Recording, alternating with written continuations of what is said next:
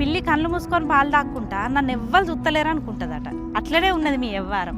నన్ను దొక్కడానికి మీరు వేసే వేషాలు, నన్ను తక్కువ చేసి మాట్లాడే మీ మాటలు నా దాకా రావు, నాకు తెలివయ్యి అన్న భ్రమల బతుకుతారు.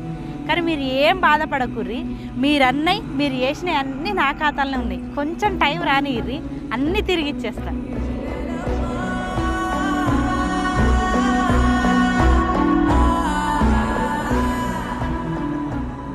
నాతోని ఎవ్వరు ఎక్కువ కాలం ఉండరు, ఎందుకంటే నాకు నటించురు రాదు, మనసులో ఒకటి పెట్టుకొని బయటకు ఒకటి మాట్లాడు రాదు.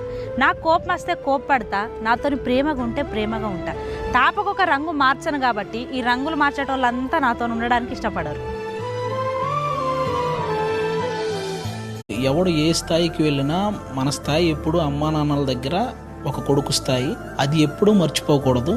వాళ్ళని ఎంత బాగా చూసుకుంటే, ఈరోజు వాళ్ళు ఆరోగ్యంగా ఉండాలంటే ప్రతి ఒక్కడు వాళ్ళ ఇంట్లో వాళ్ళు సక్సెస్ అవుతేనే వాళ్ళు ఆరోగ్యంగా ఉంటారు. ఇంట్లో వాళ్ళు 10,000 పంపిస్తారులే, 5,000 పంపిస్తారులే అని ఇంకా మనం తిరుగుతూ ఎంజాయ్ చేస్తూ ఇలాగే ఉన్నాము అంటే, మనం బ్రతికుండగా వాళ్ళు మనల్ని 25 సంవత్సరాలు ఎంత బాగా అయితే చూసుకున్నారో, వాళ్ళ మిగతా లైఫ్ను మనం అంత బాగా చూసుకోగలిగిన రోజే మన పేరెంట్స్కి మనం పుట్టిన దానికి ఒక అర్థం ఉంటుంది. కాబట్టి ఏ ఇంట్లో అయినా వాళ్ళ కొడుకైనా కూతురైనా వాళ్ళ సక్సెస్సే వాళ్ళ పేరెంట్స్ ఆరోగ్యం.